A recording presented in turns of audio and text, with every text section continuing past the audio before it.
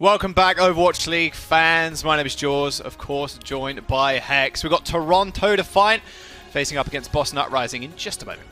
It's good to be back. You know, the world's a little bit crazy out there, so hopefully we can provide a well-deserved, well-needed digital reprieve for you.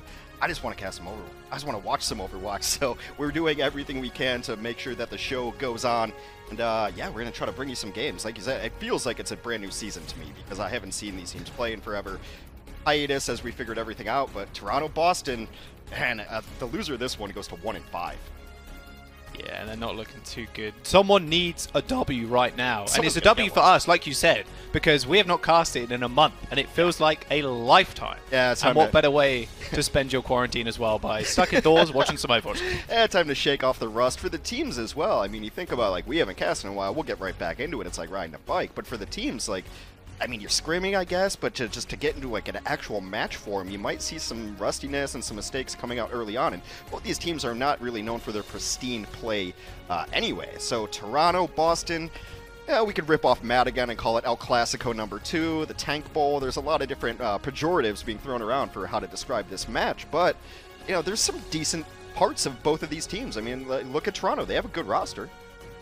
Yeah, that they do. I mean, logics and agilities, we talked last time about the DPS lineup and who would come in when. Are we going to see Sherfor early on? But it doesn't like Toronto are going to be starting with logics and agilities on the DPS for control. And on the Defiant, sorry, on the Uprising side, going up against Jerry and Carhex, do you need someone consistent like Sherfor in the lineup right now? Signs point to yes, because Jerry's been a bit of a monster. Well, Jerry's been a monster, but we'll see what he ends up playing today. You know, Toronto does this on control maps almost every time. They run agilities and they run logics together, and I think it's just like a good litmus test of which one of these guys is going to pop off today, because that's how these players are. They're super streaky, they have really high ceilings, and they go nuts, and then sometimes they disappear. We say this every time we cast Toronto, but then you see, like, maybe there's a day where agilities and logics both just have it, and they're crushing, and then Lane sits on the bench. Like, you bring Sherfor in, and it was like, okay, one of you isn't playing well, so here's Captain Consistent. He's going to bring the team back up. But Sherfor's been playing a lot of Sombra. Sombra's out of the pool. Like, there's a lot of interesting stuff happening with the hero pools as well. Just to round out the Boston starting lineup too, is Brusen is going to be playing today on tank, and Halo and Myeongbong will be their supports as well. So, like I said, on an individual level, Boston has some talent they just haven't been able to put together. Yeah, I'm kind of worried about the Fusions versus Beast matchup too. Beast has been looking so good on the Winston, but that got taken out of the pool as of obviously about a month ago. So that's a pretty worrying prospect, because Fusion's Ryan is easily his best hero. Yeah, definitely. And it works out for Fusions here that Winston's out of the pool because he doesn't have to play it. It's been suspect at times, but when you think of Fusions, you think of his Reinhardt. The hero pool, just to, you know, completely talk about this one. Lucio's out of it, Winston's out of it, Soldier 76, oh, legs we barely knew ye, and Sombra will be out of it as well. So I think, based on what I saw a little bit last night, obviously I was trying to sleep during some of this, but from some of the Chinese teams, we saw a more dive-focused orientation. We saw some Hangzhou come in as well, but I would love to just see Hammond dive, because I'm a huge fan of dive, Genji, Tracer, get the Hammond in there, and then a lot of teams are running the Brigida as well, because something has to stop the Hammond, and without Flashbang, like, not going to be able to slow him down. Yeah. So. Yeah, and hack as well. Like, Sombra's not being in. Bull's biggest weakness was the hack from Sombra. Right. The EMP or just the manual hack. Like, that was his biggest weakness. He flies in, Sombra just kind of waits by the supports. You're hacked, and you're going to die. You have a massive health pool, but that's going to instantly disappear as everybody's focus firing on you. And that out of the pool, yeah, just alludes to more dive. Abu-San is a pretty dive-focused map when it comes to the downtown portion. A little less so when we go to Mecha Base, but probably going to see Ryan there. Yeah, I mean, I'm just looking forward to getting into some more Overwatch. If it's dive, I would watch Goats at this point, Jack. That's how desperate I am. I would love to watch Goats. I love watching Goats. Goats was a fun meta. It was maybe around for a little bit too long, but I like playing Zen and Goats. Hard disagree, but that's okay. But yeah, I think we're going to see a lot of Hammonds, and you know, our map set, we're going to kick it off on Busan, then we're going to head to Rialto and Hollywood, more games after that if needed, but always starting off on Control. I love Control. Maybe it's not the best indication of where a team's skill is at, because it's a little bit brawly, but I kind of like just watching that carry potential of one or two heroes going nuts on it, and you know me, I just want to see the logo. I just want to see Tracer all day. I want to see Tracer Genji.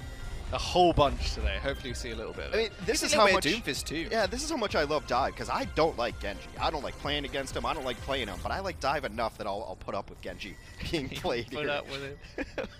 Well, thank goodness for that. Thank goodness for all the Genji players. Well, we might see a little bit of it. Obviously, Agility's rather well known for his Genji, to say the least. Yeah, definitely. We'll wait for the assembling heroes portion, and we're going to kick it off here on Mecha Base.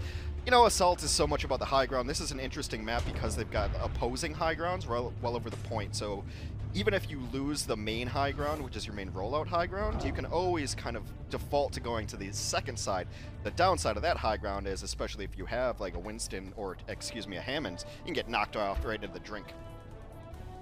5, 4. Both teams running out with a sim first. We'll see if they want to change, if they just want the quick TP. The sim's just the rollout, yeah. Yes, just for the rollout. So Collect's going Tracer, Logic's doing the same. Jerry's on the Creed. Only one flashbang though. Who's going to aim for? Logic's or Agility? It's going to be fairly hard to actually prioritize that if they both go in at the same time. Big wraparound for Toronto. Collect's taking a lot of damage, same with Agilities, but Boston do have the high ground now with the Orisa and can set up rather well with this double shield. Yeah, double shield. This is the opposing high ground I was talking about. They knew that they were in a little bad spot up there, not able to get the position they wanted. It's a huge pick early on, though, taking out the Zenyatta. Oh, beautiful rotation for Agilities too. He's going to be able to get out alive. Oh, not quite. I take that back. Got slept in midair, halted in two. Point unlocks. Toronto are going to find the first cap. Jerry on the high ground. It's all about now navigating themselves down to low. The problem is Jerry's going to be all alone if he's not careful. The point is still there, and Colhex trying to push the remainder of Toronto Defiant off. He's trying to find an avenue of attack, but it's going to be proving a little bit more difficult as the Brig is just swinging away, and Agility's once again picking off Myunbong. That's twice in a row he's died, or at least one of the first ones to die. And Toronto continued to hold as Logic and Korea.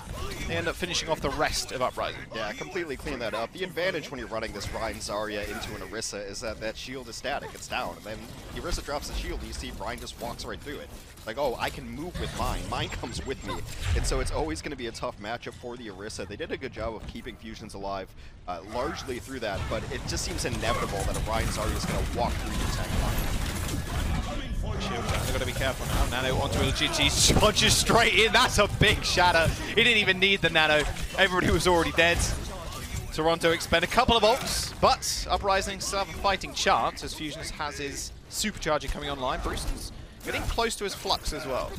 Yeah, tank ultimates will come online, but they can be negated by the Graviton that Nevix, jack of all trades on the other side of things, is going to be. And that at about 70% right now, this is final fight territory. If you got an ultimate, smash Q, you know, you take them back to spawn with you. Yeah, they can space jam as well if they're not careful. You can see Nevix trying to get in position where he can be most effective. There's the grab, there's the space jam, straight on top of the Brig. No chance, but Jerry from the side actually unleashed the High Noon, anticipating the Agilities would come in. Brewston ends up picking off the Doom Fist, and Colhex cleaning up the rest in the back line. Beautiful flip for the Uprising, but it is still final fight if they do end up leaving the point and letting Toronto cap again. 92% to 5% now building for Uprising. Not much to write home about on either side of things when it comes to all. It's a really nice Sigma play, and I think early on in this meta, in the very few games we've seen, having an all-star Sigma player is actually a really big deal, because I think we're going to see a lot of this kind of double shield composition.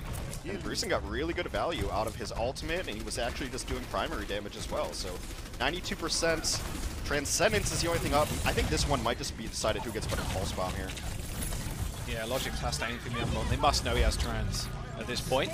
They are pressuring the point, forcing Uprising to actually contest. Logic's in a little bit of trouble, but with that armor from the Brig, he's basically immortal. Now halfway capped. Uprising have to do something. Post bomb on the back line for Color Hex takes out Agilities. The point has been flipped though, so Uprising are forced to do something. Big stick from Logix as well, takes out Myunbong straight after the Transcendence. OT coming in. Uprising now forced to make a move, but are they going to be able to? Logix takes the 1v1. Color Hex goes down, and a naded Orisa has to play a lot more safe now as Uprising are forced off the point. Jerry's low, Fusion's low, Brewston and Halo are going low as well. Uprising, their consistent damage in the front from Logix and Agility is a little bit too much. Jerry is coming out with the Deadeye, but they aren't going to be able to get back to the point in time. And that'll be the first map in Busan being taken by the Defiant. It's a much more patient pulse bomb there. They wait for the Transcendence to come out early on, and then Zenyatta's just a sitting duck. The previous pulse bomb on the other side got Agilities as he went in, but Agility's going to get back into that fight way quicker on Doomfist than the Zen on the other side of things. But just much more value from the Logic's Pulse Bomb, as opposed to Color Hexes on the other side of things. Yeah, Boston, Toronto looking pretty good. They have DPS players that can carry games. They have support players that can carry games. It just hasn't gone well for them this season. I thought you were just going to stop right there. They have DPS players, I think. That's like my ranked games. I think we have DPS players. I'm not entirely sure. Agility's now on the Hangzhou. It's a pretty good point for Hangzhou, to be fair. There's a lot of cover, and he can spam from the background. You can almost sometimes just hang around here. There is a mini pack you can kind of scurry back to. Jerry is going to match him sniper for sniper, but he's on the Widow. Again, Toronto being rather aggressive, going for this big flank around. Yes, knowing that Uprising are going to be on double shield, this is what they really want to do, pressure them from all sides. Point does unlock. That's going to be really interesting to see what Jerry can get done here too, as he's on the Widowmaker now. Generally should be outranging the Hangzhou. This one looks like it's almost given up for free there. Look how split Uprising are playing right now. Fusions has to go to the point, of course, but there is going to be Brucean up on the high ground near the spawn of Defiant. Logix did get checked, but as soon as he gets armor in, he's just going to run. You'd think run at Jerry. He's going to be the main target to take down.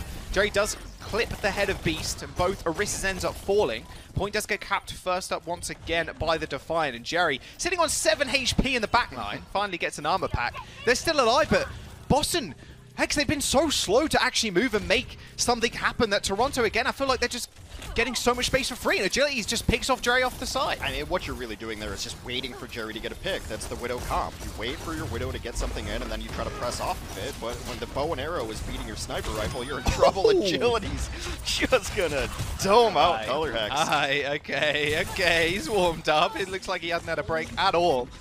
The month off for a lot of us. It's clearly Agility's been grinding Hangzhou. Couple of ults for the DPS. For the Defiant. Logix again just wants to jump to the back line, try and take out Myeongbong, or even Halo. If it sticks the shield, it's meh, it's whatever, but like, at the end of the day, if you do stick the Brig on the back, then you're going to have no healing, and it's a tough situation that Boston Uprising have found themselves in. 50% and building, and they're running in 2 support ults coming online as well for the Defiant. And Nevix has just been freelancing too. Nevix is just playing this tank like a flanker, and it's worked out really well for him. Oh, Dragons. Not doing all too much. Color Hex and Logic are still holding onto their pulse bomb. Color Hex had to use the recall there as he was matched with a bit of Sigma damage, a bit of Tracer damage, and still the time building up. Boston Uprising once again taking a long time to move and do really all of anything. Color Hex gets stunned in the back. Beautiful Hulk, beautiful stick. Doesn't quite find the kill onto Fusions. This team will be able to heal him up, but they're still burning time away from the Uprising. That seems extremely indecisive, and every time they want to move out, something happens to them. Color Hex will get stunned, or someone gets discorded that they can't move out on. I mean, you stick the Orisa, but she went golden. Damage mitigation a little bit too much for the Tracer to go for the big one-shot. Jerry finds 2 kills, though, to start up the fight for Uprising. Make that a 3rd as Kellex goes down to the Storm Arrows. Everybody lifted high in the sky, and Brewston will finish off the fight, and Uprising finally find a cap. But same situation as they found themselves in Mecha Base Hex. 95% for Toronto, and they got ults for the next fight. Yeah, they can just bank this up, but you think maybe that someone wants to take chip damage so that Kellex can get the last couple of swings in, because the rally is so good for the Brigitte. This is Jerry going off right now, and if there's been a bright spot this season for the Boston Uprising, it has been Jerry. We've seen enormous performances. What started out as kind of like a meme, right, of Jerry's the best player in the world. I think he's got moments like this that are showing you why he was so highly touted. He's looking good, but he's going to have to look a little bit more good to get the next 2 maps under his belt. Dragon Strike being used from the side. That's a really good position to use. Almost instant damage on the front line, but Transcendence mitigated all of that. Karif saving the rest of his team. Beast putting down the Supercharger around the corner, so it can't be destroyed either, and Logix just paying a visit to the back line. They're going to need rally or something. Kellex is going to rally them forward. Fusions ends up going down, and now even Color Hex forced to use the recall there. He's going to have to play a little bit more passive. Brewston in the front line trying to stick on the point, but the rallying team of Defiant jump on him, instantly kill him, and Dragons available for Agilities as well. This is an absolute slaughter from the Defiant. 2-0 in Busan. Boston Uprising just really not look like they're ahead of the game right now. No. They're playing way too passive, it feels. They're playing passive, and then they're playing aggressive at the wrong times as well. There were way too many times where Fusions found himself alone on Orisa. Yeah, she's tanking and has some abilities, but once those abilities are gone and people are just walking through your shield, it's the most frustrating experience as a main tank. Like, guys, anyone? And you're just sitting there waiting for death. Both his supports were up helping the Sigma, trying to defend against the Logic's flank, but it left Fusions all alone, and then with the Orisa down on the point, there's really nothing you can do at that point. Boston just didn't make decisions quickly enough, and when they did make decisions, I'm not sure they were the right ones. Yeah, Fusions was trying to make sure his team could play around him, but being that anchor tank, but it didn't work out. Not quite decisive enough. Defiant are going to take the first map of the series. We're going to jump to a quick break, guys. Do not go anywhere. We'll see you in a bit. Coca-Cola is the official refreshment of the Overwatch League.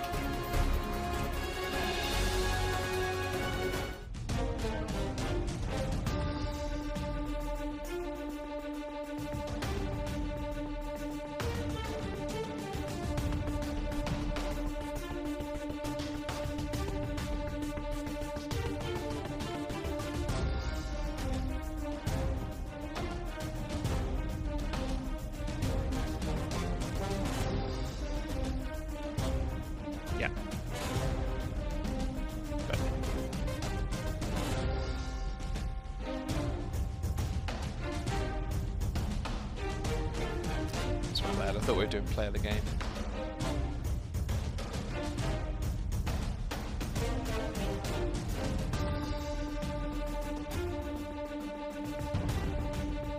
Shirt 4. Yeah, shirt 4 rim.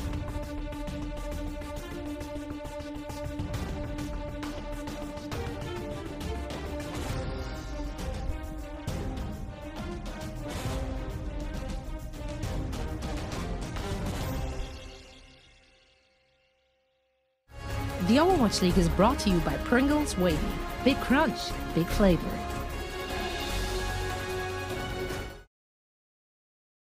A speedy W for the Defiant to start off this series. Boston Uprising looking a little bit too passive currently. Shaking things up though, the Defiant. Looks like we got a sub coming in. Shirt 4 is in for the Defiant. Yeah, and I think a part of that passiveness is just who's making the calls on this Boston team. Now, if you recall when Boston had some moderate success last year, it was when Fusions was playing the Reinhardt and he was very vocal, and everyone was just follow Fusions, just follow Reinhardt, just pop them all full. It seems like when he has to play different tanks, that cohesion seems to crumble a little bit. Yeah, I think so. I mean, like I said before on the outro, he was trying to anchor the rest of his team, but it felt like his team weren't really being able to follow up on anything. Double Shield is a little bit more of a passive comp. I mean, you're waiting for the enemy shields teams to break, so you can kind of poke in and then ever so slowly move up and up. But you mentioned it actually during Sanctuary that things were just happening. Before they were able to set up, they were even getting picked off, or they were getting Fusions was just getting targeted down, had to back out of the fight and then regain his health and then go back in, and it was just a slow grinding of them getting on the point, which kind of resulted in them giving up so much time. There were a couple times, and I think it's just how they're trying to play around the composition of having your DPS be your aces. They tried Jerry on the Widow, that didn't work, but that's a passive comp that you're waiting for your Widow to do something. And then there were so many times where Color Hex was ready with Pulse Bomb to go in, and I would see him get stunned and have to use Recall and have to use Blinks, and now you have to wait for those cooldowns to come back on, and it just seemed like every time they were ready to go, they got stuck in the starting blocks. See if Rialto can do any different for him. What do you think Short 4 is going to play here? I'd love to see some Pharah. Yeah, Pharah would make a whole bunch of sense. I mean, there aren't too many hit scan heroes out. Obviously, we've only got the Soldier. Sombra can do a little bit, of course. I'm sure you've all seen the clips of people doing that on Reddit and stuff, but Sombra not the greatest at countering Pharah, not all the time anyway. I mean, Pharah is pretty good on this map, especially on the defense to start off with, because you've got the high ground and the buildings to kind of hide around, and you can go for those big fancy boots too into the lake. But I'd like to see a little bit more shield break, honestly. I mean, if you know Uprising are going to go for this double shield, run Tracer, run Hangzhou.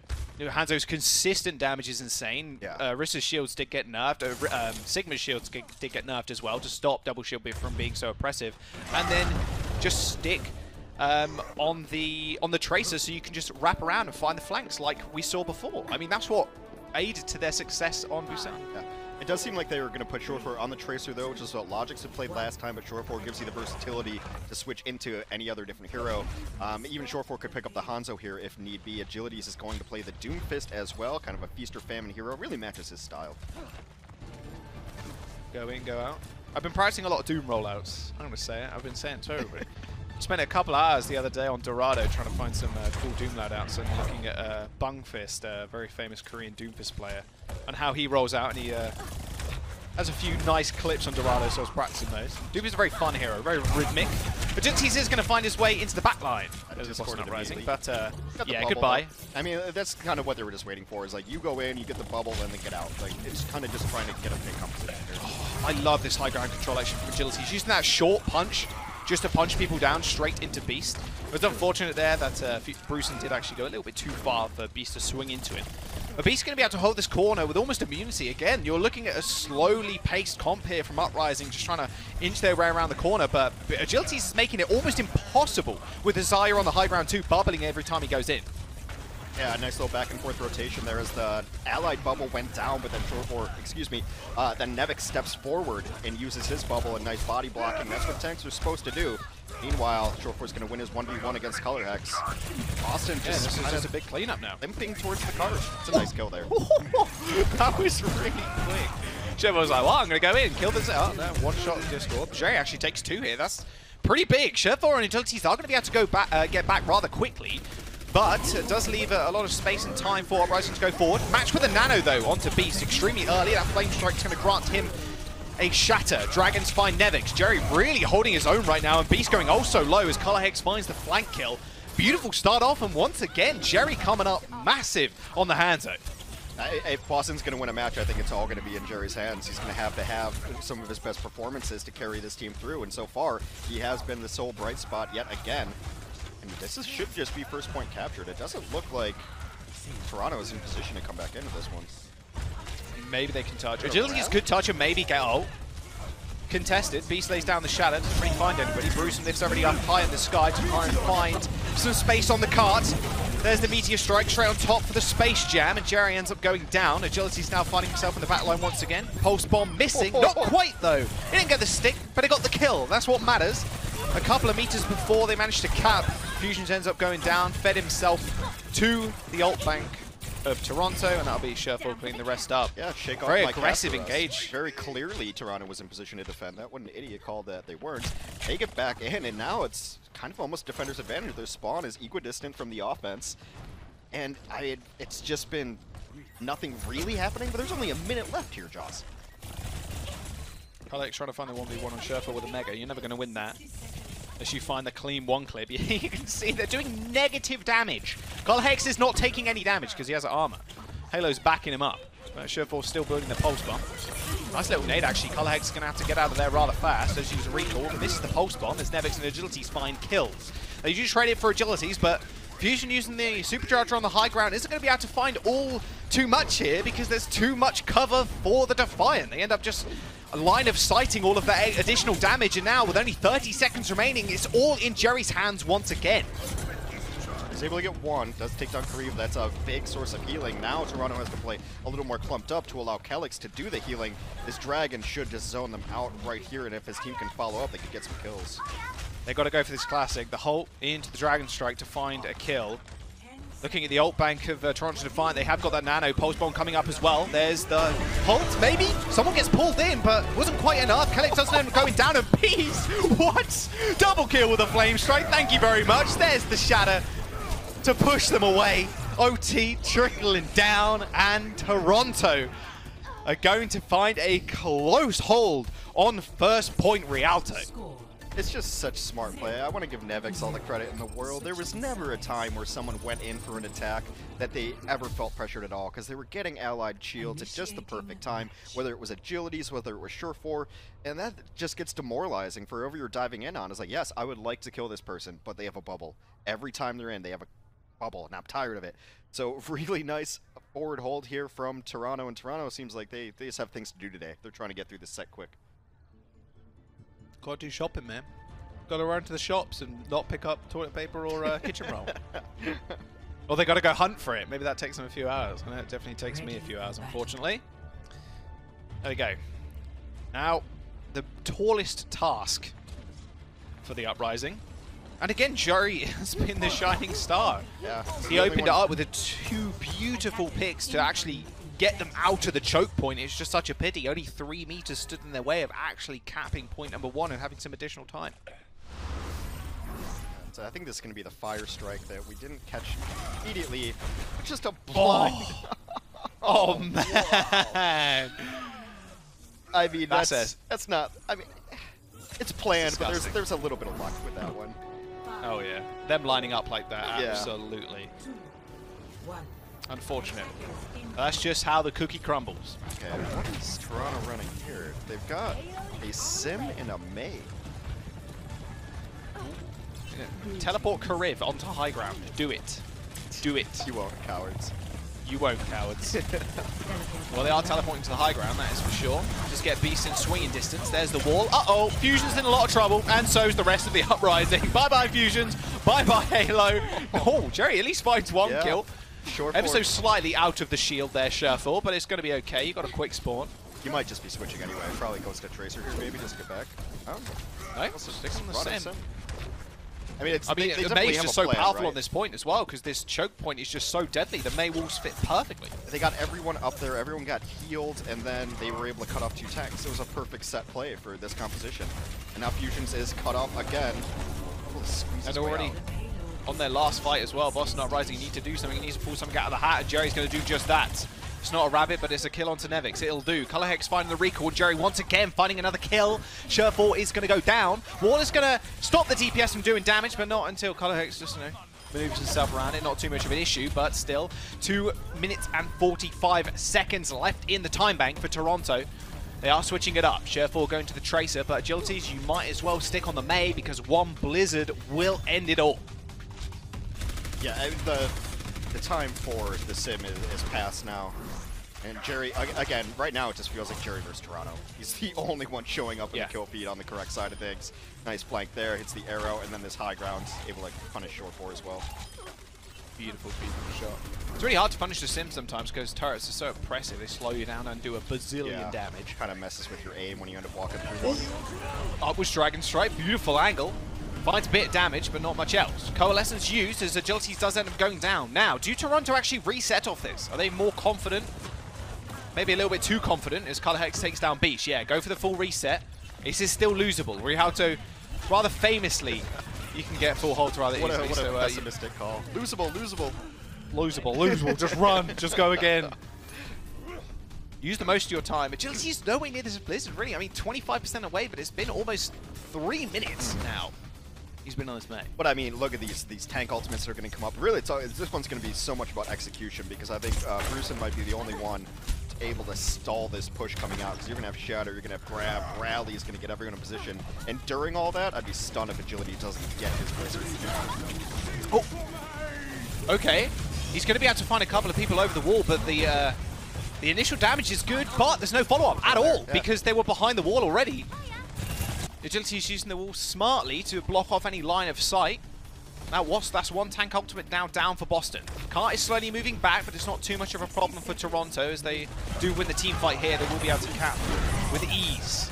Another tank ult being used. Fusion's laying down that supercharger. Beast taking a lot of damage to the back line and stuck, but the bubble is going to absorb most of that damage. And now Nevix can move forward with the rally in tow and with the grab. He launches it straight into the shield. That's a whole bunch of damage, and Shuffle going for the stick. He manages to find it and takes out Halo. The Transcender's not doing all too much to save him from that. Nevix finds 2 kills as well. The Shatter hits the ground, and that should just be it. Brucein gets pushed into the moat, and there we go. Toronto are going to find the W on Rialto. Looking pretty clean for him. It took him a little more time than they expected to, but eventually just rack up all those ults. The grab into the Pulse Bomb is a classic combination in Overwatch history. Gets in there, take down the supports, and that's it. Then Beast still has a Shatter to just kind of clean up the cart. You just Shatter at the cart at that point in time and make sure that whoever's around it hits the ground.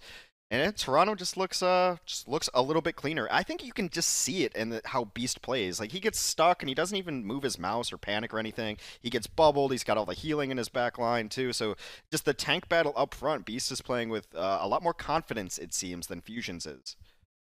Yes, unfortunately, Jerry couldn't shine quite bright enough. But we're going to jump to a quick break, guys. Do not go anywhere. We'll see you in a sec. The Overwatch League is brought to you by T-Mobile. Rank up with America's first and only nationwide 5G network. And by State Farm.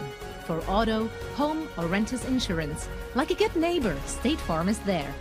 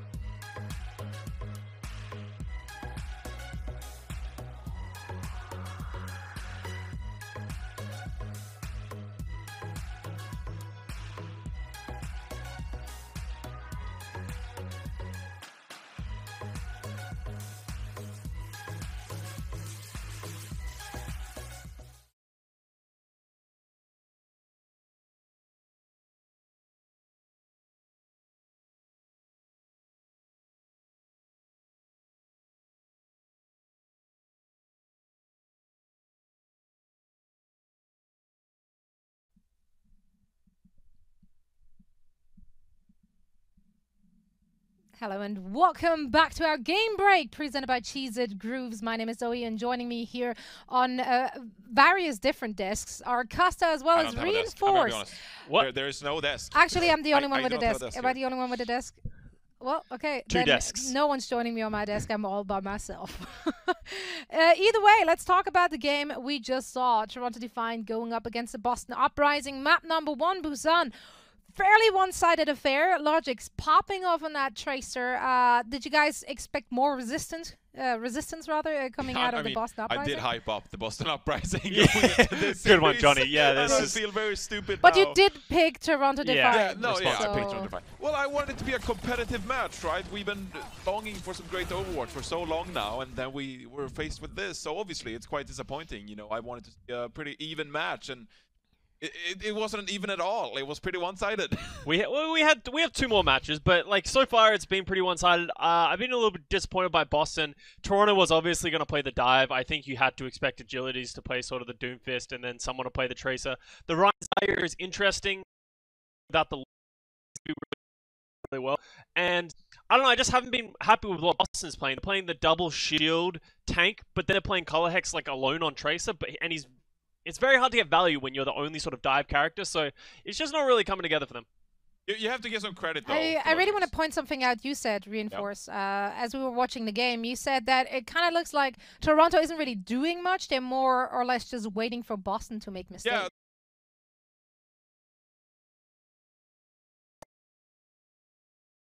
We're playing the more passive with the recent Sigma, and so they're just standing by, waiting for Toronto Defiant to engage, and Boston Uprising, they're poking away. But meanwhile, I mean, Toronto Defiant, there were a couple of times when they just walked up to the point and just capped it for free and didn't really do a lot of work to get to that point. So I felt like Toronto Defiant they were playing pretty solid overall, but they weren't really asked to do a lot of complex things. I felt like Boston Uprising just sort of fell flat on their strategy so far. You know who did do a lot of things though? Ooh. Jerry. Jerry. He tried his darndest. He really did. He really did. Come on, we gotta give him some credit, Yeah. right? I think enough credit to actually make him our star of Crunch Time, presented by Cheese. You want to take it away? I'll take it away. Let me talk about Jerry a little bit, guys. Let me give you the Please do. stats. I feel like the eye test, everyone is thinking the exact same thing. Jerry seems to be killing everybody. He actually has, throughout this match, 17 out of 34 in the match of the final blows for the Boston Uprising, and on that Rialto match, he had 10 out of 17 of the final blows for the Boston Uprising. Like that is like that's a deadlift. Yes, they're not winning, but that's still a deadlift. Here is Jerry is getting a lot of picks on Hangzhou. He's doing a lot of work, but the rest of the Boston team's not really doing it. So no, it has to be a win if you deadlift. Yeah, it yeah. count as a deadlift It doesn't if you mean lose. he's not crunchy. deadlift in spirit He or feels very something. crunchy to me right now. Like I've been impressed. I'm getting some crunch vibes from this. So I've been impressed with what Jerry's been pulling off in this match, given how hard his team is struggling. So the rest of his team just needs to step up and really sort of take the space that Jerry is giving from all the picks. Jerry right now, okay, it's like when you get soggy fries, but he's the one fry that's really good and stands out and is super crunchy. That's how crunchy Jerry is Unpopular right opinion now. though, I do like. Oh no! Soggy Okay, fries. cut it up. Cut Cut it up. I don't want to be know. here anymore. Yeah, I just throwing End it the out segment. there. Now we're heading into map number 3. It's going to be our hybrid map, Hollywood, coming up next. What do you guys want to see from the Boston Uprising? Do you guys feel like it was more of a compositional error they made, or was it just a general approach? I mean, Bit of both, really. yeah, bit of both. I'd like to see some more Bit of Widowmaker everything. on Hollywood personally. I Alright. think point B. I love Hollywood personally. I've missed this map so much. It's one of my favorite maps Yeah. ever. I don't know what you think, Scott, but I think the point varies so much. They differ so much in terms of what compositions you play. So I mean, point B on Hollywood is a classic, and I'd like to see some Widowmaker on those roofs. Except for the elevator, that seems to always be just going up as soon as I get to the elevator. It's never on the way down when I get there, so it's just get good. It man. curses me. We can't all play Get monkey, good. Johnny. Okay. Okay.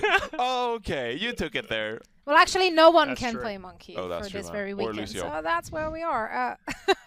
Now, this is it from our game break presented by Cheese Grooves. We will be back again for a watch point reset in between this match and the next one. But for now, we're going to send it back to our casters, Jaws and Hex, for all the action. The Overwatch League is brought to you by Cheez-It Grooves. Deep flavor, deep crunch. It's a mind crunch.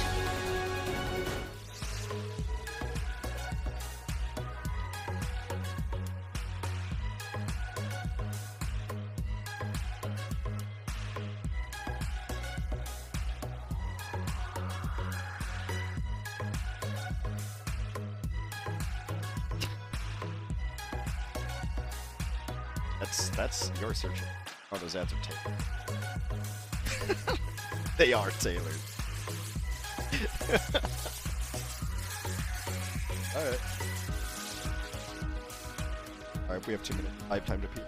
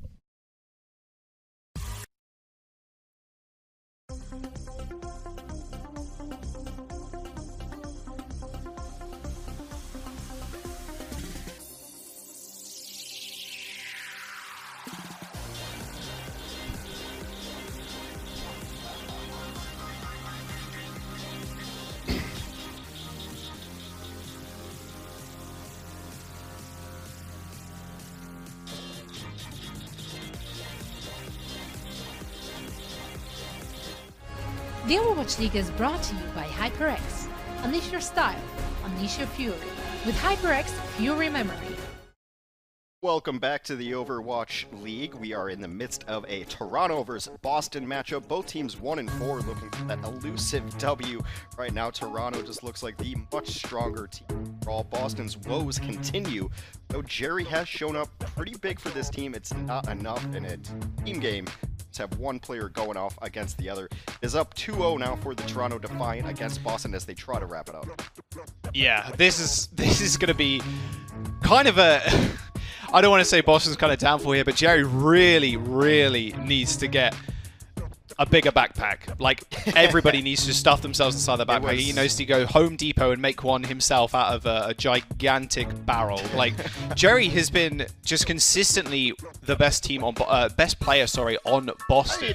He's pretty much the whole team right now at this point. I think right now, at some point in the match, the stats were he had like 17 out of 30 of Boston's final blows. That's one guy out of 6. That's a little bit nuts. Maybe they can ride that momentum. You're going to have to just get deadlifts. I also don't love the compositions Boston's running. I don't think Vince is super comfortable on Orisa, and I think he's the kind of player that can get tilted when the other team's just walking through a shield and killing him, and at some point that drains on you a little bit. We're going to end up going to Hollywood here. No substitutions for either team, so Boston going to try to keep rolling with what they've got here, but man, both of these teams in desperate need of a W coming off a long break. Yeah, oh, absolutely. It's just keeping up the morale, which is going to be the most important thing. Hollywood is the map we are jumping into. At a certain point, everyone's in the one. This kind of setup, right? We're doing everything we can to bring you watch the product. Trust me, it's lovely. I'm trying to mix up. It does remind me a little bit of the old school days, the past days, right? So yeah, it's kind of just thank you for being patient with us. The community's been so ultra supportive in this time as we've been trying to get games going and maybe doing it in LA, and then we have to cancel, and so everyone's just been so understanding. Like, it's been great to reconnect with the community. So when these delays happen, just chill with us, just hang out. We're just watching video. Fine. Exactly, we're just watching video games, man. Yeah, it's gonna be a good time. I mean, you're at home. Jerry anyway. having a good. Well, exactly. True. Yeah, true. Watch video games and play video games. That has been my schedule for as long as I can remember, to be honest. Not even just Mr. Quarantine. I mean, yeah, this quarantine was still kind of really shone a light on how many people dislike what I like doing. They're like, I can't leave the house, and I'm like, that's awesome. I have to leave the house. No one can. Jake said exactly the same thing. No one can. I'm just gonna do what I do every day. Yeah. No one can ask me to go out. I don't have to make excuses of why I don't want to go out anywhere. Pretty great. I'm, there's some silver linings here. Sometimes I have to go to the door and get my delivery. Oh no, the hardship in life is you have to go to the door. The commute. Stuff. Yeah, there is definitely a commute happening. Well, Boston Uprising are going to commute to the points. Double shield. And Jerry on the hands are on the high ground. He's got Halo to actually back him up. Sherfor going a little bit too low. Decides to go for the recall. Myunbong got the armor pack in the end, so you don't really want to take the Zen one-on-one unless you've got the sickest tracking of all time, which of course Sherfor does, but against Myunbong, I wouldn't take that risk.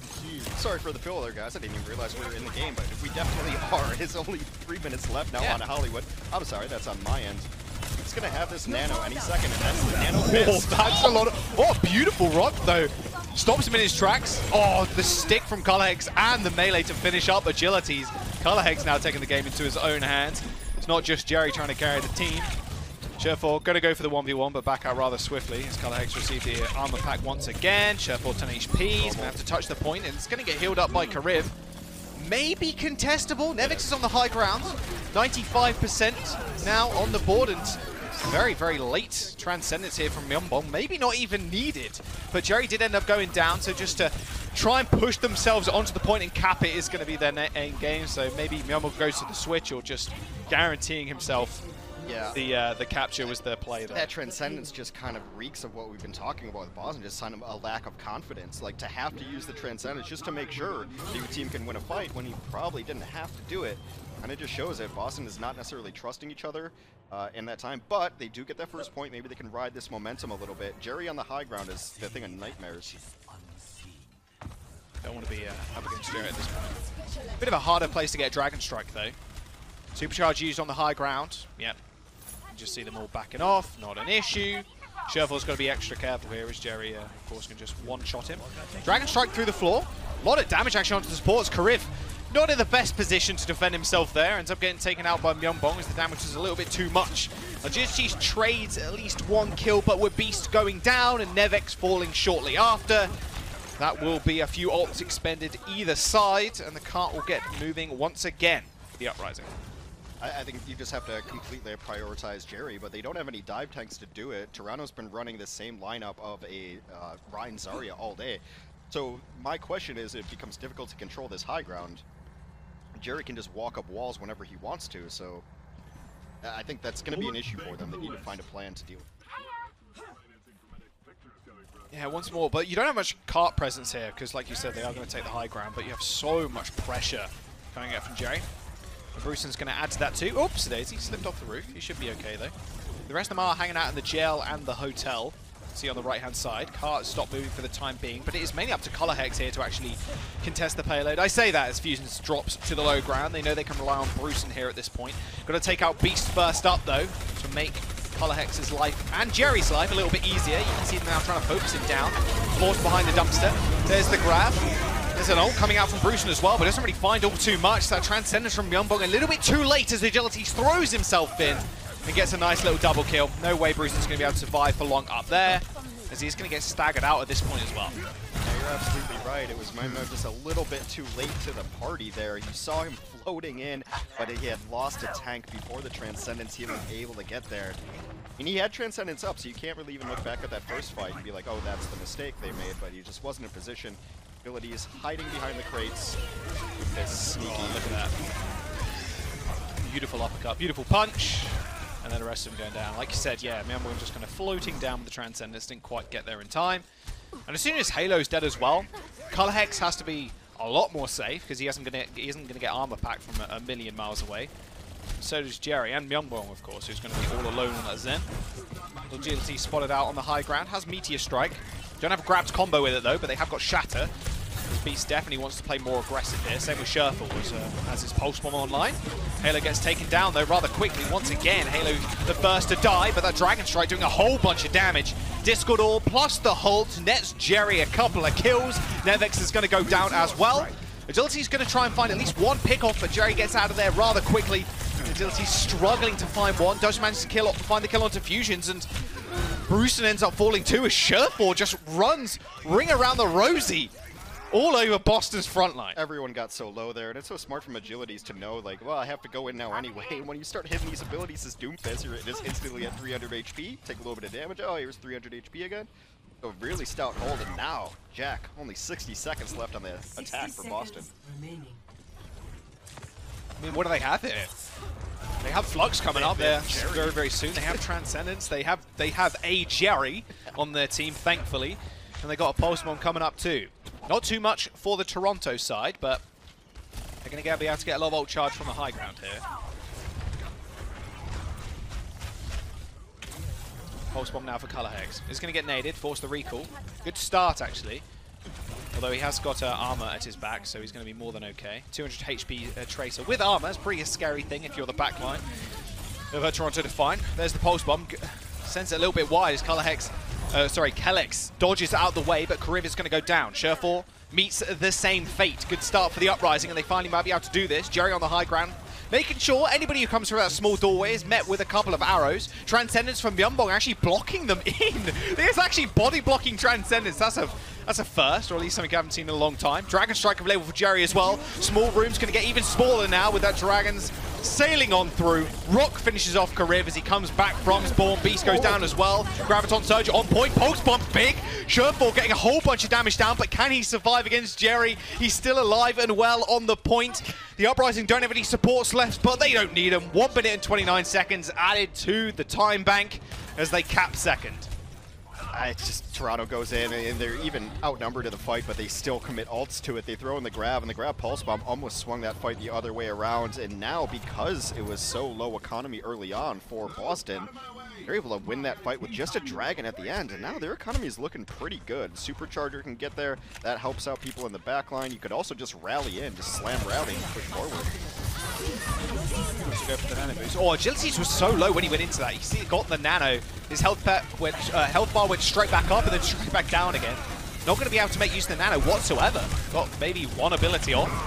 Big shatter in the front line though, straight past the shields. Jerry goes down, that's it. It should be all over for Boston now as Fusions bites the dust as well. That's a huge 30 shatter. seconds remains for Uprising. And you can see everybody shoot Jerry the moment they get the shatter down. Like, if we only get Jerry here, that's fine. That seems like at least 5, 6, 13 at this point in time. You hear the clock counting down. 20 seconds remain. It seems like Toronto wants to do a close hold here. They've got both of their DPS ults, and Nevix, we'll see if he can get there. Graf could lock down this fight.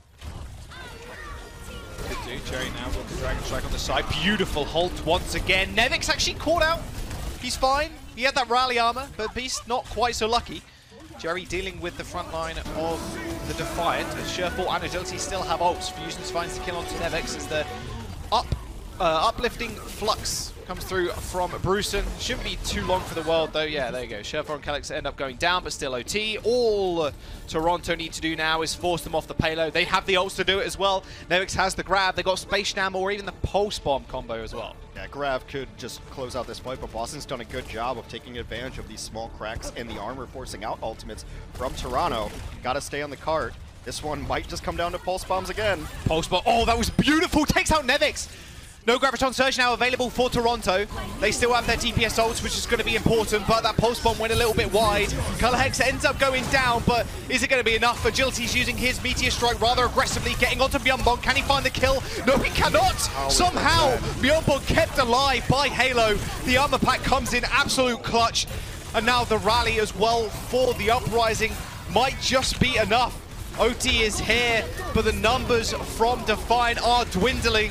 The Graviton Surge comes out and they find a kill onto Bruson, but is it going to be enough? An opposing rally here for Toronto, but it's not going on too many people as they are getting staggered over and over again. Calyx eventually goes down and Halo still with his additional armor is swinging through the front line. The Dragon cleans them all off the payload as well. Beast comes back on the ball to stall for some more time, but that is going to be it. Hollywood, a tough map to complete. An Uprising managed to do it. No time left in the time bank, but they got to be happy with that. Yeah, we've been talking a lot about Jerry, and rightfully so, but Color Hex stepped up huge there. That initial Pulse Bomb to just throw a wrench in the plans. The plan for Toronto there is to play defense and get a Graviton, and then combo it with whatever DPS ults that you have working with it as well. But to take down Nevix, the priority target there, and then, I mean, Myeonbong staying alive. When you're playing the Doomfist, you're just like, how is this Zen still alive? And he contributed so much value to that fight towards the end because in low numbers, Discord just crushes people. You get hit by Discord, you might as well just die.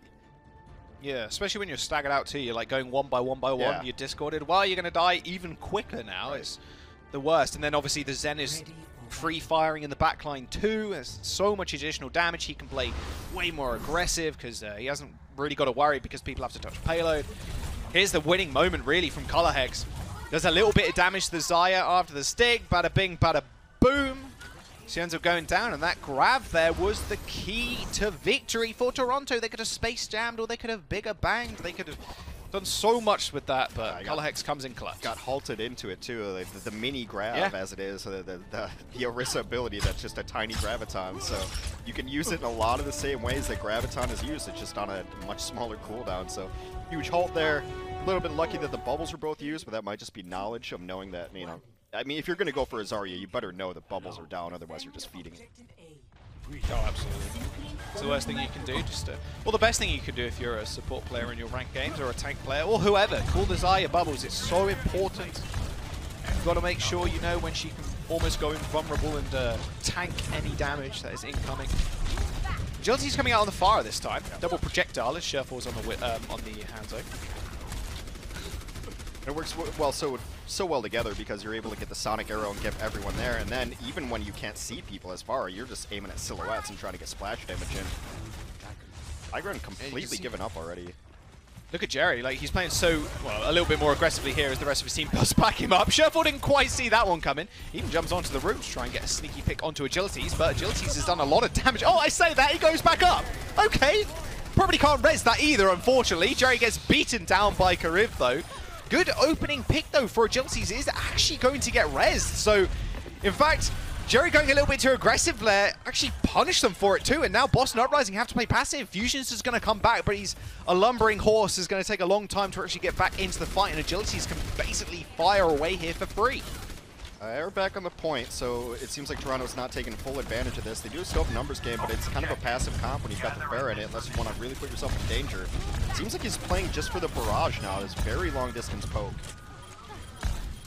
Jerry and Fusion's going extraordinarily low, and now they are under the cafe, the worst place you want to be if you're against a Pharah, if you're against a Hangzhou, just any projectile hero. Colorhex going to have to come up big with the pulse bomb. Oh, throws it out. As soon as I said that, yeah, goes for it, finds the miss. Bruceon is going to find the kill onto Karib though, but Agilities with a big barrage. And they're getting taken out, but the damage has already been done, really. Beast is going to get kept alive with that immortality field. Not quite so lucky as Karib though, as Halo takes him out of the skies with the shift.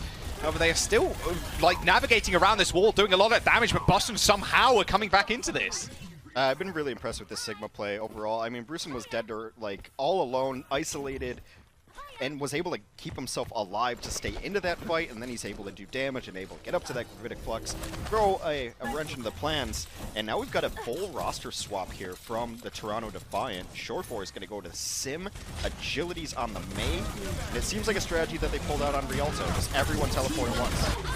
Yeah, but they haven't got the Ryan to kind of swing through and get that cleave damage, but they don't really need it. But Jerry with the triple dragons! Oh, he knew it was coming. As soon as you see that Sim come out, you're like, well, where are they going to be? On top of the other side of the teleporter. Easy triple kill for the Hangzhou, but Agility's finding the kill onto him, but it don't matter. The rest of Uprising are going to be there to clean up the fight, and now with 1 minute in the time bank, maybe Uprising aren't out of this just yet. Well, I mean, the sim strat does what you want them to do, like if you had a grab or something. It just puts them all in the same spot. What a perfect dragon setup. Gets 3 below a minute now. So far, Toronto hasn't had an answer for the Boston defense. A beautiful ult straight into Nevix's ult. That mortality field is going to be so important, or would have been rather important there. They still had it, of course. Share4 teleporting forward straight onto Bruce, and he got deleted. Nothing he can really do. Supercharger's coming out, though, for the Uprising, but it's going to be about getting rid of Agilities at this point. If you take care of him, you should be able to regain control, but he is so close to that Blizzard, he knows he has to play a little bit more passive here. Transcendence from Youngmong to push the rest of Uprising onto the point, but Agility's now only 15% away, but the rest of his team are going down a little bit too quickly for his liking. Kellex gets taken out, the Coalescence to keep everybody alive, and now Nevix ends up falling as well. 10 seconds for the Defiant to get back onto the point, but Bruceon says not today as Beast ends up going down. Shurful with the Blizzard throws it out, but it is too little and too late. Uprising are going to be able to hold on to this first point. OT ticking down. Halo finds the final kill, and the Uprising, you can never count them out when Jerry and Colorhex are on the field. Jerry just, again, went off completely, and I think we talked a lot about in this matchup so far, which team is passive, which team is aggressive. That Pharaoh play, and even the May play to an extent, ended up being passive. It's like Agilities was playing only to get his ultimate abilities up. I got a couple of kills on the barrage, which was nice, but the May didn't get the ultimate until the match was already over. And that's a byproduct of not playing aggressively enough early on to try to get that damage in, to try to wall people off and get icicles. That means your Blizzard is delayed, so you're playing for it, but you're not playing well enough for it, and it just seemed like Boston's defense held stout. There were a couple windows where Toronto could have pushed in, where they had a man advantage, but they just chose not to. Yeah, Boston, bright spark at the end there. Colorhex and Jerry coming up big and punishing Shurfall's passiveness at the very end. We're going to jump to a quick break, guys. Do not go anywhere. We'll be right back. The Overwatch League is brought to you by ZipChair Gaming, the official chair supplier of the Overwatch League.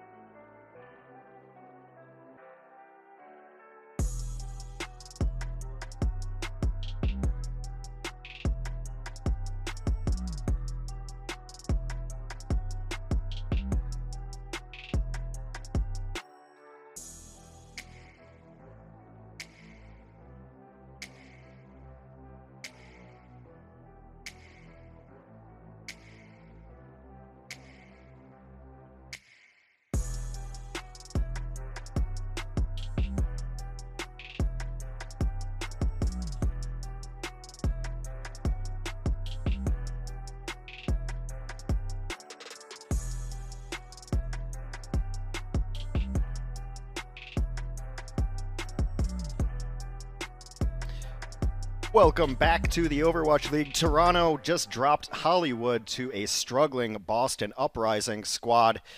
And now we have a series on our hands, and it's been very much momentum-driven, as I believe our next map will be Hanamura. Yeah, this Boston squad looked completely lost, but then Color Hex started to pick it up a little bit, so Jerry's backpack didn't have to be quite as heavy. I thought the Sigma play out of this Boston team looked pretty good as well, and now they have a chance into it. I thought this was going to be a quick 3-0, that Toronto was just going to come on and smoke through them, because given how Busan went, that's exactly what was going to happen. And it didn't look much better on Rialto, very first hold there. And now Boston comes in full holds Hollywood first here after completing the map of their own. It seems like they're warming up, shaking off the rust, and they forced Toronto to kind of do some weird strategies. I think it's almost always a sign of desperation when you end up running a Symmetra on offense in Hollywood. Gore4 uses the teleport like an offensive weapon, though, as though it does damage, just teleports right onto people. But Jerry has definitely been the highlight for Boston. If they are going to win this set, he has to continue to play at his super high level. Okay, we are running into a little bit of tech issues. Yeah, are you good? We got it. Yeah, we got it. Yeah. Yay. It wasn't working there for a second, but we good. Dude, I've solo casted before. I'm ready for it. It's okay. Not today. Not today. I would prefer to hang out with my buddy Jack and watch the game. Same. I'm very happy to be casting right now, and I'm very happy to be seeing more Overwatch. I'll tell you that right now. And I'm very happy to be seeing this too. Attacked Sim Torb double builder on Hanamura attack? It might not be it, but you know, it is Toronto and it is short force, so it's very possible this actually sticks. Let's look at the defense though. Defense, we do know that's what they're going to be running. I've been really, actually pretty high on Bruce in here. I think his Sigma play has been really good. He's hitting a lot of rocks, which I think is a really underrated mechanic in Sigma's kit. Yeah, it's a big stun, plus if you manage to get someone down off high ground with that too, it's actually insane. All right, it just provides so much for your single team. builder here. Short 4 going to try to teleport his team up into this. Short 4 is always the master of running freeze traps. That freeze was disgusting. Bruisen did not stand a chance. No rock, no shield, no nothing. He instantly gets frozen. I mean, at the end of the day, if you're May and you're right on top of people, that the left click is going to penetrate most of the tanks if you get behind the shields, and it's fairly hard to replace the shield once you're a Orisa or your Sigma. There's a little bit of a cooldown to it, and Myungbong finds a kill, but the issue is the rest of your team have been run over. You can only just hope for stalling for time. Kariv as well has got the Coalescence. He even uses it, in fact. Fusion's Collex going down. I mean, it's whatever. You build that up at what, every Cole is 5 seconds or so? Yeah, fire it and forget it. Who cares? Like, it's going to be up so quickly, and if he might not even be staying on this as well. The first points of Hanamura and a lot of assault maps, the first points play very differently than the second points. So oftentimes the ideal composition for point A is not the same for point B. And there are the switches. Yeah, you're not going to run like Sim and Moira onto point B of Hanamura. So we're going to go back to a more standard composition. Kariv's going to be on Ana to take advantage of that high ground. Conversely, Shore 4 is going to try to out-Hanzo Jerry. It's a big ask. I mean, you could stay on Sim. I guess it depends. I guess it depends how you really want to play it, because the Sim wall does so much on second point. You can just wall off the high ground or wall off the kind of the spawn area. They just want to go for more shield break with the Hangzhou. Agility is going to have the Blizzard, or you at least hope so, rather soon. But Jerry does have Dragons. Rather infamous Dragon spot. Yeah, you can see him underground. He is going to go for it. The hold's going to come through as well. No one taken down just yet, but Kalex, unfortunately, split up from the rest of his team. Gets taken out by Calhex. He was so close to rally too at 95%, ends up getting eaten up by the Dragon. And look, I say this every time we cast assaults, and you know, Hanamura specifically, you got to be perfect on offense. That one kill right there, that means it's over. You can't go in because the spawn advantage is so great for the defense. The high ground advantage, the map advantage, like Hanamura especially, you almost have to use ultimates just to get in and fight, and then hope you just have a better fight. Well, Agility is going to have a pretty good fight this time around. Blizzard available. Although, Supercharge doing a whole bunch of damage. He throws it in regardless, puts up the wall too, so they can't escape. Halo has to get out of there. He manages to fall off the map, but Fusions is already dead. Myungbong was so far away from that. Normally, you transcend into that and hopefully body block a couple of headshots, but he was across the other side of the map. Color Hex and Halo are going to fall, and that means Toronto, they're going to have a good position on the point. 2 ticks, almost 2 ticks in fact, have come in. As we do see the ball from Fusions just trying to stall for some additional time, as well as that Transcendence being used too. able to get some bodies on the point. Oh, that's at the it. very least, Okay. But, Well, yeah, there it is. Zen doesn't even touch. All right, Belong well. in a different zip code early in that fight. Yeah, it's like across the map. That's the, I mean, you don't. Ideally, you don't really want to be with your team like directly on top of them when you know they have May, because you're going to be Right. the first target down. But he was just so far away from these fights that he's doing a lot of damage from afar. He can apply Discord Orb, Harmony Ward, etc. But the key ultimate to save everybody from Blizzard or save people from getting rushed down is that Transcendence. You are sped up in the ultimate, but you're not going to be able to climb up a vertical surface very quickly as a Zen. You have to take the stairs, unfortunately. He should just fly in Transcendence. If Mercy Oh. gets to fly, why not give it to Zen? Oh, that would be so good. I Oh, do not belong please. anywhere near the design and development team. That'd be good for me. I'd love that. That'd be great. What if you Flying could Zen. fire in Transcendence as well? What if you just made Zen immortal in Transcendence, could fire and fly? It Sounds wouldn't make balanced. him broken. Jonak would be powered up to another level. Sounds fine to me, but I play a lot of Sounds Zen, good to so, me. yeah. Yeah, exactly. Sounds good. Change it for me, please. Well, so far here, Toronto has done what is almost always a very difficult task, and that is complete an assault map, completing Hanamura with 4 minutes on the clock. And that's why these first pushes are so important, not because you're not eventually going to take first. It's usually pretty much a foregone conclusion, but you want as much time as possible to try to take this almost impossible to take second point of Hana. That it is, without a big roll. Jerry back on the Hangzhou. It's been his best hero so far in the series. 4 minutes, though. It's basically a resetting of the time bank, plus a second. Jerry going for something a little bit cheeky. Oh, wow, okay. It's a cool little tech. Yep. Straight through that little crack on the top. Isn't going to be able to find Agilities, but Agilities gets dragged back in, and Halo punches him away. I mean, that's not exactly what your team wanted to do, but that's a good kill onto Beast. Happy Fusion's now pushing on forward with the rest of his team, moving those shields rather slowly. Agility's going to have a nice little angle to attack from the high ground, but jiving straight into a hold, into a rock, like it's so punishing for him right now.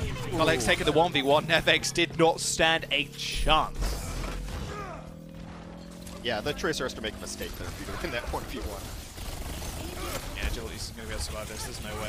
He actually gets halted back in once more. You can see the pressure of the Orisa coming up against the Doomfist. There's just so much anti-Doomfist, so many anti-Doomfist heroes right on the Uprising side. It's kind of hard for him to really do anything. They're going to find one kill onto Jerry, but yeah, too late, unfortunately. The rest of the team is going to go down. 5 minutes and 55 seconds. I have no idea how Beast stayed alive as long as he did, but they will eventually clean it up. And now it's when you start trying to figure out if you can roll through with your ultimates. Not much online, though, for Boston. It's going to get there, but they kind of have to play this one patiently until they can get Rally up. Rally, then Supercharger Dragon, I think, would be the order of operations. Not much to work with on the defense, either. Biggest advantage, of course, you have your spawn right next to you. Kriv going to have this nano from the background. Can't really do much now. He's going to dual color hex on there. He's going to have to nano somebody. There's going to be a nano May, it looks like. That's a big shatter in the front line. Whole bunch of damage too. Those headshots doing a bazillion damage. There's no way you're going to be able to survive this, unfortunately. Agilities and Beast do end up going down, though, as they say that. Brucean with the splash damage with the help of the Discord Orb, and Myunbong using that Transcendence to push everybody up on the high ground. The Transcendence, though. I mean, you're a Zen player. What do you think of that one? Bad. All right. There you go, that's it. That's my analysis done for the day. No, I mean, let me teach you the broadcast lingo. Ambitious. Ambitious. Oh, yes. Questionable. You know, Yes. nothing's Very ever good. bad. It's an No, ambitious true. Transcendence. True. Very ambitious. 4v6. Very ambitious. It wasn't quite 4v6. It was about 4v4, but spawns didn't look too healthy for the Uprising. Well, like when you're on the offense, it might as well be 4v6. Yeah, oh, definitely. Dragon Strike for Jerry once again. Can they combine it with a hold? Yes, they can. Block, though, for Agilities. Myunbong ends up getting his revenge on Sherfor, though, from long range. Kelix is going to have to rely on this rally to keep himself alive on the point if he wants to duel out with Color Hex. Beast goes in, though, with the grab. That's a lot of damage, and that's a lot of kills for the main tank. That should be it now, really. And Fusion's is going to have to get out of there or just feed himself to Nevex. That's exactly what he's going to do. The time bank slowly but surely whittling away. Dwindling down. Now they're definitely not going to beat the time set by the Toronto squad. Remember, this is match point here. Toronto is up in the series 2-1 over Boston. Actually, kind of surprising 2-1. Boston showing signs of life on Hollywood. But yeah, it's a big ask here to try to win this map for Boston. Pulse Bomb incoming, also Gravitic Flux. But right now, it seems like this Toronto Defiant team has just managed their economy a lot better. A whole lot of check marks for them. Yes, indeed. Now, where do they go from here? They are obviously on the low ground. They do get bionated, which is going to be the biggest pain right now. Beautiful eat by Bruce, though. Spotted that coming from a mile away. Flux comes up and goes down. No one caught up, and that's the Rally and the Dragons. Everybody hitting Q at once. No one surviving in this dojo. And that'll be a big team kill for the Defiant. Time Bank once more, just slowly, just slipping away from Uprising. They had a couple of good picks at the start there, Hex. Of course, Myunbong in the last fight managed to pick off Sherfor early on, but they can't just make any of these kills stick. No. And then you take a look at this replay. Shortforce just going to fire it through the low grounds. Ooh, what a headshot to Color Hex. Yes. It's okay, I kill shit. Oh, no, but... A fun fact, if you kill someone with a Sonic Arrow, you can see their soul. Yeah. Really? Yeah. Oh, wow, cool. Learn something new every day. Of course not. Oh, come on! Because I wasn't being sarcastic as well at that moment. Okay, dude. We know Americans don't get sarcasm that well, you know, that's fine. You of all people, though, would understand that. I mean, the dry humour does match the British rather well. Shatter available for Beast. Finally, Uprising have taken control of this high ground. Not for long, though, as Beast ends up marching forward. That's the power of the May. Halo, turn to toast. Jerry is going to find at least one kill, but Beast now has put himself on the point. He's going to get stunned, but it doesn't really matter. An exiting fire strike, and that should be it for the attack here. Colorx has been trying to sneak 33% in for the entirety of this offense, and it's just never worked. He's always alone on the point, finds himself in bad situations, and you wonder if just that follow-up damage being with his team would be more helpful. You get Beast low a lot of times, but he lives through it because there's just not enough follow at the back end, and sometimes because Color X is just trying to back cap. But yeah, there's so much single target healing as well available for the Defiant. You've got armor pack plus then Ana just shooting into you. It's just kind of crazy. Plus you get armor too. Uh-oh. Jerry almost baiting Beast there to try and do something a little bit too aggressive. And guess what happened again? Transcendence from Myunbong. Used on almost nothing. Kills Sherfor though. Good start. Nano boost. There's the Dragons. There's the grab as well. That what? A grab was in midair. What is this? He's trying to form a new galaxy inside of Anamora. Jerry's going to take out Agility. So again, another 2 picks for Uprising. Can they make it stick? Spawns are quicker for the Defiant. Plus, they have ultimates coming online. They want to bait everybody in so Agilities can use that Blizzard. Beast ends up going down with a shatter of his own, but Kellex coming back into the fight. He's going to have the rally. 35 seconds remaining. All they need to do is stall this out for OT, and it's a minimum of a draw for the Defiant. they're going to have Blizzard up here too, and you see Agility's trying to take an off angle. The Flux might keep this Boston offense into it. Slams Beast down into the ground. Bruceson does take 2 with him. Blizzard's coming out as well. Can they finish off Fusions in the front line? They eventually manage to do it, but OT is nearing for the Uprising. I don't think they're going to be able to cap it. The stall is just too much for the Defiant. It's going to be a minimum of a draw for them now if they can even cap. Nano boost from Kariv. Beast is just swinging away in the front line. OT trickles away. The ball comes back for Fusions to try and stall out for some more time. A perfectly placed pin for Beast. And there you go. 3-1 in the series. Toronto Defiant taking the W. Look more practiced, look more confident, just look overall a little bit cleaner, minus the hiccup on Hollywood. But Toronto, and Sherfor especially, is one of those players that will just kind of try stuff, just go for a strat just because you can. It starts to get to you like when you're facing a team like Boston that Toronto might just be trying new stuff because they can. Boston has had a bad performance most of the year. Again, bright spots. I thought Bruceson played pretty well, actually. Jerry, of course, is going to be a bright spot for this squad. And they just have some things to iron out. You know, they've been messing around with the rosters trying to get different people in there, so maybe there's some cohesion stuff that happens, and maybe it just might be a bad week for their hero pool as well. But I was a little surprised to see Fusions playing as much Orisa as he did, but I guess they just really wanted to go with double shield. Yeah, you kind of hope he'd take the Ryan 1v1 in the neutral with Beast, right? Because we did actually touch on that at the very start of the day, and the start of the series. I mean, Beast's Winston just looks crazy, but his Reinhardt is... we thought was going to get beaten out by Fusions in the 1v1, and just didn't happen. We saw double shield for the majority of it. Bruce, like you said, performed exceptionally well, finding picks left, right, and center. His fluxes were so-so, but it's getting to the point where it's a little bit more easy to tell where the flux is going to happen, and people are going to be able to get out of it a lot easier too. It's a more telegraphed ultimate than what it once was when it first came out. It felt like it always hit people when it first came out because it's a new ability, but not anymore. I thought his basic mechanics, though, were just really solid on that hero, and if that's the strategy they want to run, I think I look forward to good things for him. Boston's still trying to find the answer. Toronto is going to take that W and just be happy to add it to their record. They go to 2-4 now, while Boston drops to 1-5. Player of the match, though. I think it's time. We're going to crown Agilities for this series. I think if it went the other way, it probably would have been Jerry. He's definitely been a bright spot, but Agilities time and time again coming up big on the projectile. His Farah gameplay is always something to behold. Hangzhou as well.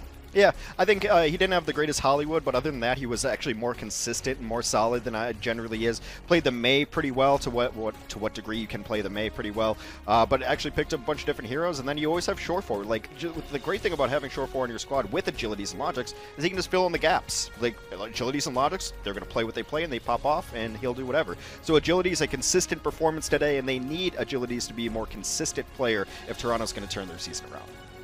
We got someone's first game of the season this time. In the next match, sorry, we got Seoul versus Valiant coming up soon. Should be a good one. Looking forward to it. I've not seen Seoul at all this year. They've made a lot of big roster changes. The Valiant, the upstart Valiant, made a lot of roster changes too. So I think this could be a good matchup. Any matchup is good Overwatch right now. Yeah, let's go to a quick break, guys. We'll be right back. Do not go anywhere. Seoul versus Valiant coming up soon.